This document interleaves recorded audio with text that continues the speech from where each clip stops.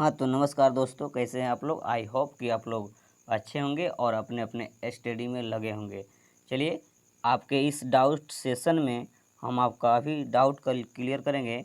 समझिए, आपका हर एक डाउट इस मैथ के रीड क्लास पे आपका जितना भी डाउट है मैथ से संबंधित हर एक डाउट ख़त्म करेंगे इस वीडियो में। ना जाने आपका कितना डाउट ख़त्म होगा। देखिए, अगर मेरे चैनल पर नए हैं तो चैनल को सब्सक्राइब कर लीजिए, साथ ही बेल आइकन को प्रेस करेंगे ताकि समय पर नोटिफिकेशन मिलेगा और हर एक मैथ में डाउट को क्लियर करेंगे। मेरा वीडियो लंबा होता है लेकिन एक एक डाउट को आपको क्लियर करेंगे। चलिए हम स्टार्ट करते हैं, वीडियो को अंत तक देखिएगा, हर एक क्वेश्चन आपके लिए बेनिफिशियल होगा। चलिए स्टार्ट करते हैं। क्वेश्चन नंबर 1, किस तरह से हम डाउट को आपका डाउट यहाँ से ख़त्म करेंगे। देखिए, बिंदु 2,3 की दूरी मूल बिंदु से कितनी होगी। बहुत सारे विद्यार्थी कंफ्यूज रहते हैं कि सर मूल बिंदु से दूरी तो चाहिए हमको, दो मान चाहिए लेकिन ब्रैकेट में एक ही मान दिया है, तो कैसे निकालेंगे। तो मूल बिंदु से जैसे पूछेगा तो मूल बिंदु का मतलब होता है आपका 0, 0, 0। मूल बिंदु क्या होता है 0,0। तो इसी पे तो डायरेक्ट मूल बिंदु पर कैसे हम सवाल बनाएंगे, उसका फार्मूला क्या होता है। तो देखिए, डायरेक्ट बनाने का फार्मूला क्या है।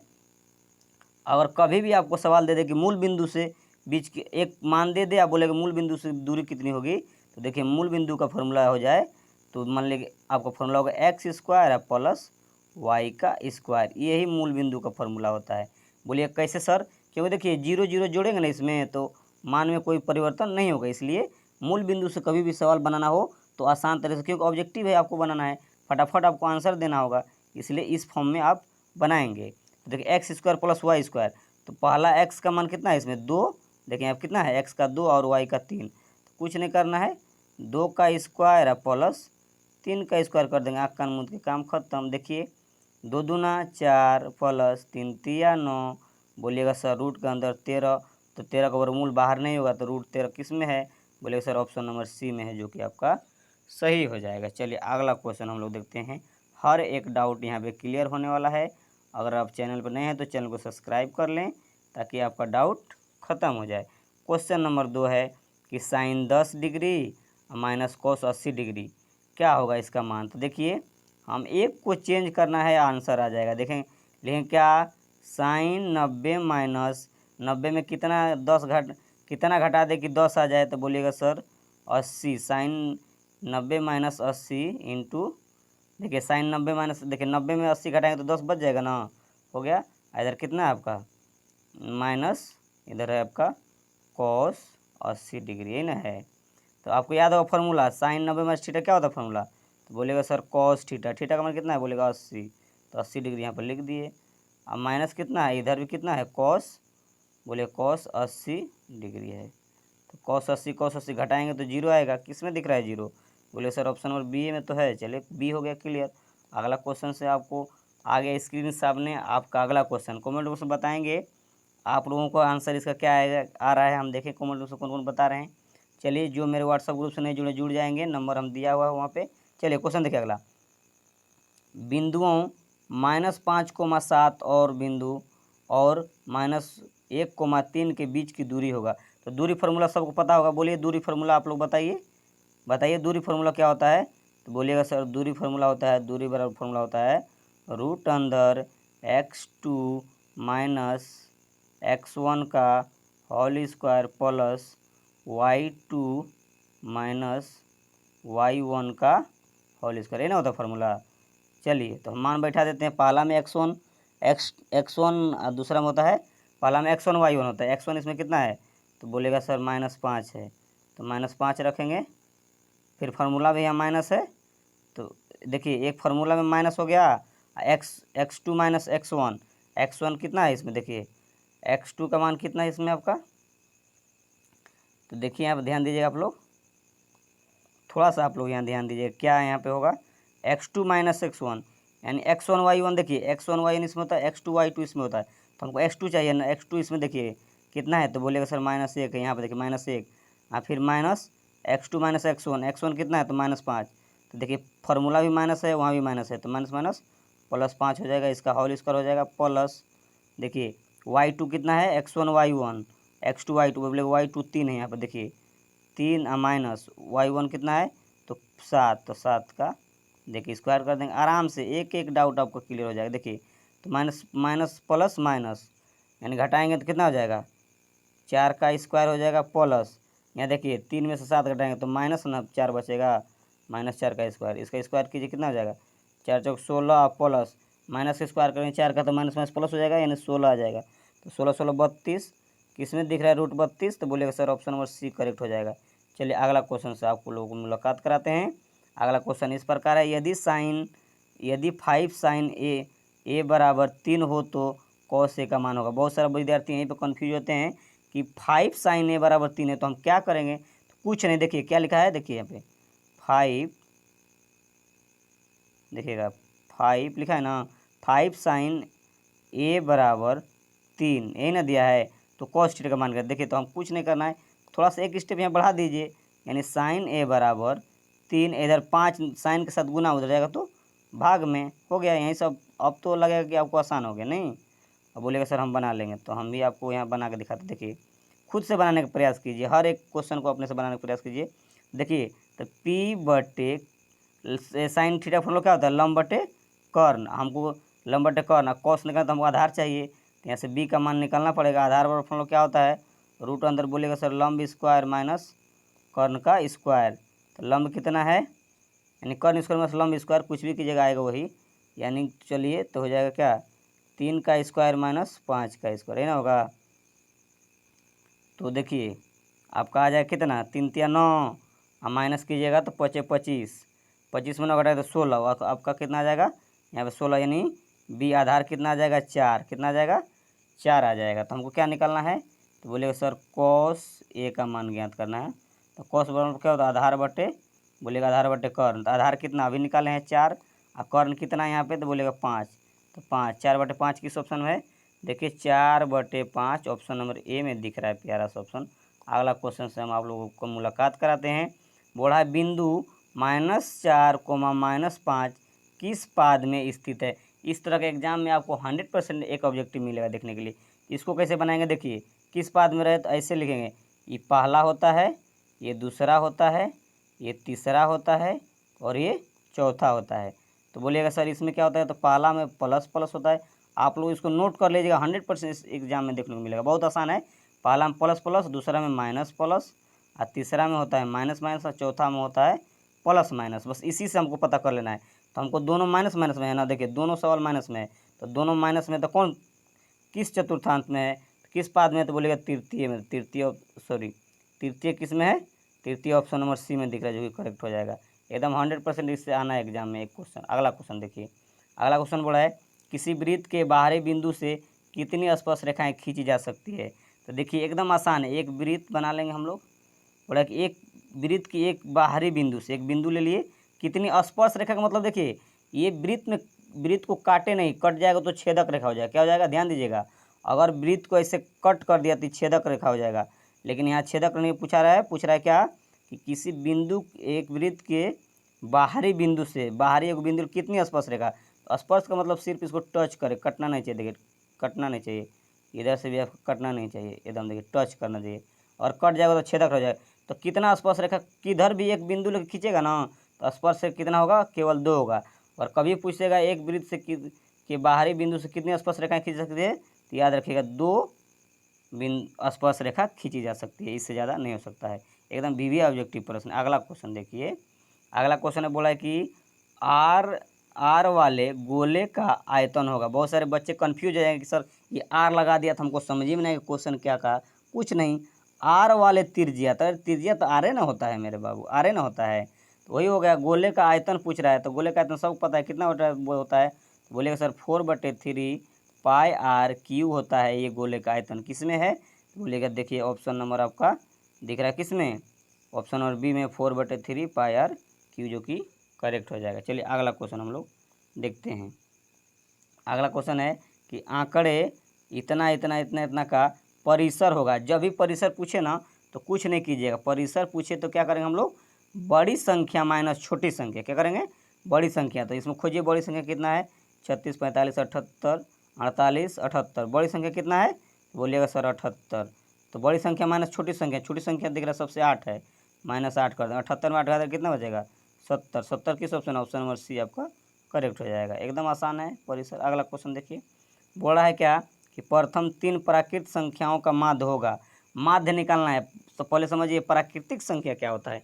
हर एक डाउट क्लियर करेंगे आपका, एकदम यहाँ पे हर एक डाउट आपका, एकदम जहाँ पे भी डाउट होगा ना एकदम हर एक पॉइंट क्लियर हो जाएगा। कहने का मतलब प्रथम 3 प्राकृत संख्याओं का माध्य होगा। तो प्राकृत संख्या क्या होता है, जहाँ एक से स्टार्ट, जहाँ से हम लोग गिनती शुरू कहाँ से करते हैं, एक से, वहीं से प्राकृत संख्या शुरू होता है। समझ लीजिए प्राकृत संख्या क्या होता है। एक तो बड़ा प्रथम 3 ना, तो 1 2 3 3 लिख लिए। ये संख्याओं का माध्य, माध्य का फॉर्मूला क्या होता है, कुल संख्याओं का योग बटे संख्या। ये सबको जोड़ दीजिए, कुल संख्याओं का योग हो जाएगा। अब बटे संख्या, कौ संख्या 1 2 3, तो 3 लिखे, देखिए ऊपर जोड़िए, 3 2 5 1 6, यानी 6/3 कटाएंगे तो 2 आ जाएगा। ऑप्शन नंबर किसमें है, ऑप्शन नंबर बी आपका 100% करेक्ट हो जाएगा। शायद आपका डाउट हम क्लियर कर पा रहे होंगे, हर एक डाउट क्लियर हो गया होगा। तो आप चैनल पर नहीं तो सब्सक्राइब कीजिए, अभी शायद सब्सक्राइब कीजिए, लाइक भी कम जा रहा है, आप लोग लाइक कर दीजिए फटाफट, हम बताते जा रहे हैं। चलिए अगला क्वेश्चन देखिए। क्वेश्चन है, निम्न में कौन अपरिमेय संख्या है। अपरिमेय संख्या की जो रूट से बाहर नहीं निकले है ना, अपरिमेय संख्या होगा। तो देखिए 1/2 ये p/q करो, ये तो परिमेय हो गया। ये 25 का वर्गमूल हो जाएगा, 5 बाहर हो जाएगा, ये भी परिमेय हो गया। 16 का वर्गमूल ये भी परिमेय, ये भी परिमेय, ये भी परिमेय, तो अपरिमेय मेरा रूट 5 हो जाएगा, सी नंबर। अगला क्वेश्चन देखिए, आपके स्क्रीन के सामने आ गया। रैखिक बहुपद के शून्यकों की संख्या होती है। तो रैखिक बहुपद का मतलब शून्यक जिसका, देखिए मान लो ऐसे रहेगा 2x⁻1 + 2x + c, इस तरह करके, यानी जिसका पावर 1 हो उसका क्या बोलते हैं हम लोग, रैखिक, यानी शून्यक बहुपद। रैखिक बहुपद के शून्य कितने होंगे, तो 1, याद रखिएगा, ऑप्शन नंबर बी आपका करेक्ट हो जाएगा। चलिए अगला क्वेश्चन हम लोग देखते हैं। क्वेश्चन अगला है कि समांतर श्रेणी, बड़ा समांतर श्रेणी, एक मिनट देखिएगा। समांतर श्रेणी 2,7,12 का 10वां पद होगा। एकदम बीबी ऑब्जेक्टिव प्रश्न इस तरह पूछता है, तो जब भी वहाँ लगा हो ना तो समझिए कि कौन सा फॉर्मूला लगा देना है, 10वां पद ना, यानी A10 बराबर फॉर्मूला क्या होता है, A + 9D क्या हो जाएगा, A घटा के या 9D सटा देना है, कभी पूछेगा तो A + 9D। तो A का मान, पहला पद A का मान होता है, तो A का मान कितना है यहाँ पे, तो 2 बोलिएगा तो 2 रख दीजिए, प्लस 9 तो है ये गुना, हमको D का मान चाहिए। तो D का फॉर्मूला क्या होता है, A2 - A1, दूसरा पद माइनस पहला पद। तो इसमें दूसरा पद 7 है, तो 7 - 2 करेंगे तो 5 आ जाएगा। कितना आ जाएगा D का मान, 5। तो यहाँ 5 रख देंगे। देखिए 2 और प्लस 9 × 5 = 45, और 45 × 2 = 47, किस ऑप्शन में है, तो बोलिएगा सर ऑप्शन नंबर डी में हो जाएगा, आपका सही हो जाएगा। अगला क्वेश्चन देखिए, अगला क्वेश्चन आपका है कि निम्नलिखित में कौन केंद्रीय प्रवृत्ति की माप नहीं है। तो देखिए केंद्रीय प्रवृत्ति के माप नहीं है, ये माध्य है, माध्यक है, बहुलक है। तो बोलेगा सर केंद्रीय प्रवृत्ति के माप कौन नहीं होता है, तो देखिए हम दिखाते हैं कौन नहीं होता है। तो आपका ये मानक विचलन जो है केंद्रीय प्रवृत्ति का मान नहीं होता है। चलिए अगला क्वेश्चन से आपको मुलाकात कराते हैं। अगला क्वेश्चन है, आंकड़े इतना इतना इतना का बहुलक है। बहुलक का मतलब जो संख्या ज़्यादा बार रिपीट हो, देखिए ध्यान दीजिएगा, जो संख्या ज़्यादा बार रिपीट होकर के लिखा होगा, दोबारा लिखा होगा, दोहरा करके, यानी ज़्यादा बार रिपीट होगा, वही मेरा बहुलक होगा। देखिए इसमें कौन संख्या ज़्यादा बार रिपीट हुआ, तो देखिए 4 एक बार दिख रहा है, 1 2 3 4 5 6, 4 लगता है ना 6 बार लिखा हुआ, कितना है, 4 जो संख्या है वो 6 बार है, और 2 जो है 1 2 3 ही बार है। देखिए 7 भी है, 2 3 बार है, 9 भी दिख रहा है 1 ही बार है, 2 बार है। यानी कहने का मतलब इसमें आपका 4 जो है ना संख्या बहुत बार है, यानी 4 रिपीट ज़्यादा हुआ, 4 आपका आंसर हो जाएगा। अगला क्वेश्चन से आप लोग मुलाकात कराते हैं। अगला क्वेश्चन इस प्रकार, निम्न में से किसका मान सबसे अधिक होता है, तो बोलिएगा sin 0 का मान। बोलिए आप लोग त्रिकोणमिति ना, हम बताए थे अगले वीडियो में भी, जिसका त्रिकोणमिति में फार्मूला कंप्लीट है, त्रिकोणमिति का सब्जेक्टिव ऑब्जेक्टिव हर तरह से क्लियर है, तो एक समय उसका 35 मार्क्स फिक्स है। 100 में से 100% में से जब आपका 100 जो एग्जाम होगा उसमें से 35 नंबर आपका आ जाएगा। जब कहाँ से कहाँ त्रिकोणमिति है आपका, कहने का मतलब 8.1 से लेकर के 9.1 तक जिसका कंप्लीट है उनका 35 नंबर पॉकेट के अंदर है एग्ज़ाम के बोर्ड में, ये मेरा पूरा कॉन्फिडेंस है। अगला क्वेश्चन देखेंगे आप लोग। अगला क्वेश्चन बोला है कि साइन 30 का, यानी किसका मान सबसे अधिक है, तो साइन 30 का मान बोलेगा सर, साइन 30 का मान 1/2, cos 60 का मान बोलेगा सर 1/2, ठीक है। अगला tan 45 का मान 1, tan 30 का मान 1/√3। तो इसमें से सब बड़ा कौन है, सबसे बड़ा 1 है, जो कि ऑप्शन नंबर जो आपका देखिए 10, ऑप्शन नंबर सी आपका 1045 के माने 1 अधिक हो जाएगा। अगला क्वेश्चन से आप लोग मुलाकात करते हैं। अगला क्वेश्चन स्क्रीन पर है, आप लोग कमेंट बॉक्स में आंसर दें। एक बच्चे कमेंट कर रहे हैं कि सर हम अब तक व्हाट्सअप ग्रुप से नहीं जुड़े, नंबर बता दीजिए। देखिए हम बताए थे अगले वीडियो में, नंबर लिख लीजिए मेरा व्हाट्सअप ग्रुप का 6203 925 891। याद रखिएगा 6203 925 891, ये मेरा व्हाट्सअप नंबर है। आप लोग जुड़ करके हाई लिखिएगा, इधर से लिंक जाएगा, आप लोग जोड़ दिया जाएगा। चलिए अगला क्वेश्चन देखिए। अगला क्वेश्चन आपका इस प्रकार है कि आंकड़े में से सम संख्याओं की पर्यायता है, तो बताना है कि सम संख्या का पर्यायता, ये ना क्वेश्चन था, ठीक है, यही क्वेश्चन है आपका कि सम संख्या। तो चुनिए इसमें पर्यायता। देखिए क्वेश्चन बहुत अलग है, क्वेश्चन थोड़ा घुमा के दिया हुआ है कि इतना में से सम संख्या का पर्यायता निकालना है। तो देखिए पर्यायता कैसे निकालेंगे।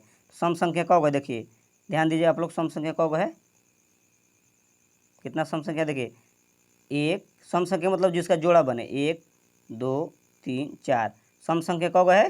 तो बोलिएगा सर 4 गो है। तो पर्यायता का फॉर्मूला क्या होता है, कुल संभावनाओं की संख्या, संभावना की संख्या बटे कुल संभावना। तो संभावना कितना है सम संख्या का 4, और टोटल संख्या कितना है, तो बोलिएगा 9 तक है, तो 9 हो जाएगा। यानी संभावना की संख्या बटे कुल संभावना।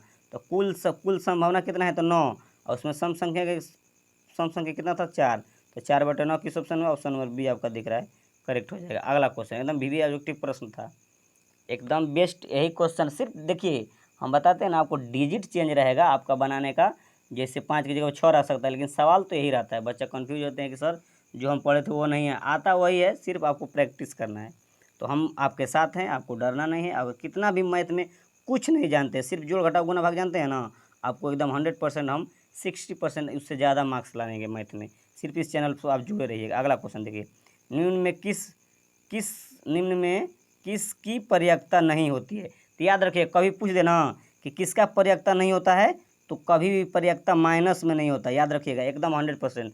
बोले किसका पर्यायता नहीं होता है, तो माइनस वाला देख रहे हैं, अब माइनस लगा है सी में, -7 है, तो पर्यायता नहीं होगा। देखिए बोलेगा निश्चित घटना की पर्यायता तो 1, अनिश्चित घटना की पर्यायता तो 0, पर्यायता नहीं होता है तो माइनस में 100%। 3 क्वेश्चन यहाँ से कंप्लीट हुआ। अगला क्वेश्चन से आपको भेंट कराते हैं। अगला क्वेश्चन है, किसी निश्चित घटना की पर्यायता होती है, तो बोलिएगा सर निश्चित घटना की पर्यायता 1 होता है, अभी तुरंत ना बताए, करेक्ट हो गया। अगला क्वेश्चन ये भी VVI, यदि PE बराबर 0.55 हो तो E नहीं होने की पर्यायता है। देखिए निश्चित घटना की पर्यायता 1 होता है, 1 में कुछ नहीं, इस तरह का सवाल देना, PE बराबर 1 में घटा देंगे 0.55, क्या करेंगे घटा देंगे, तो आ जाए कितना 0.45, जो कि ऑप्शन नंबर किस में है, ऑप्शन नंबर सी में है, आपका करेक्ट हो जाएगा। फिर मिलते हैं नेक्स्ट वीडियो में, इससे भी धमाकेदार वीडियो देंगे आपको, हर एक डाउट को हम क्लियर करेंगे, इसमें कोई शक नहीं। आपको वीडियो को लेवल से और बताने का तरीका से पता चल गया होगा। अगर मेरा प्रयास अच्छा लगा तो कमेंट बॉक्स में बताएं कि हाँ सर इससे सहमत हैं, किस तरह का आपको क्वेश्चन चाहिए, और कमेंट बॉक्स में कितना आप सही कर पाए हैं वो भी आंसर में बताएंगे। फिर मिलते हैं नेक्स्ट वीडियो में इससे अच्छे क्वेश्चन के साथ।